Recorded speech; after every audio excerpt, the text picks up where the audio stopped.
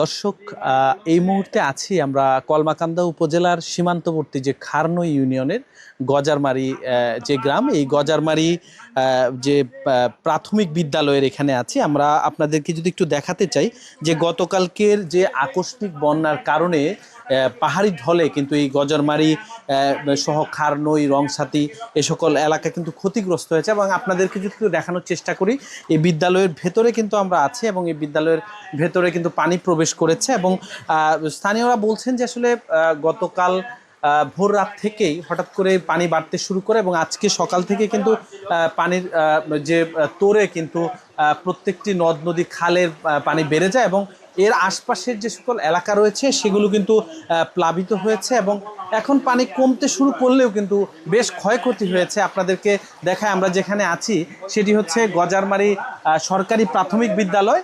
এই প্রাথমিক বিদ্যালয়ের কিন্তু এই ভবনটির একটি অংশে কিন্তু আসলে পানির তুরে কিন্তু আপনার যে এলাকা সেটি কিন্তু যে ভবনটির একটি রুম কিন্তু ভেঙে এরই মধ্যে কিন্তু তলিয়ে গেছে। এটি স্থানীয়রা বলছেন যে এটি অফিস কক্ষ ছিল এবং কিন্তু ভেঙে এরই মধ্যে কিন্তু যে নদী গর্ভে বিলীন হয়ে যাচ্ছে। এবং আমরা দেখেছি এখানে স্থানীয়রা বলছেন প্রতি বছরই কিন্তু এখানে যখন বন্যা আসে বা পাহাড়ি ঢল আসে তখন কিন্তু এই স্কুলটি ক্ষতিগ্রস্ত হয়।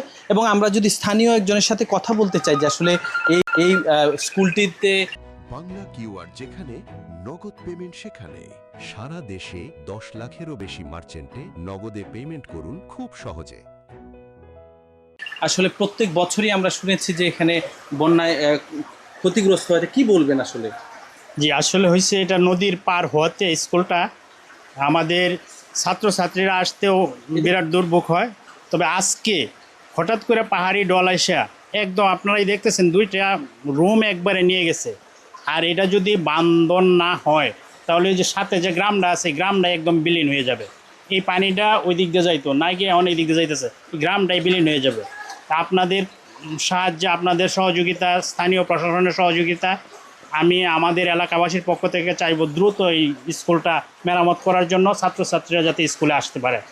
এই আমার শুনছিলেন যে আসলে স্থানীয়রা কিন্তু এখানকার যে স্থানীয় সংসদ সদস্য, জাতীয় সংসদের deputy speaker barrister Kaiser Kamal এর সহযোগিতা এবং তার হস্তক্ষেপ কামনা করেছেন। এবং এই যে অকাল যে পাহাড়ি ঢলে যে এখানকার যে খাল বিল যে পানি সেটি কিন্তু আসলে সঠিকভাবে প্রবাহিত হতে পারে না বলেই কিন্তু এখানের যে নদী তীরবর্তী যে সকল এলাকা আছে সেগুলোতে আসলে এই ফাস্ট ফ্লাডের আবির্ভাব হয় এবং এতে কিন্তু সাধারণ যে এই এলাকার মানুষ যারা রয়েছে তারা কিন্তু ক্ষতিগ্রস্ত হয়। তো আমরা এই গজারমারি সরকারি প্রাথমিক বিদ্যালয়ের যে ক্ষতিগ্রস্ত যে ভবনটি দেখেছি এবং এই এলাকার সাধারণ মানুষের সাথে কথা বলেছি, তাদের দুর্ভোগের চিত্র তুলতে চেষ্টা করেছি।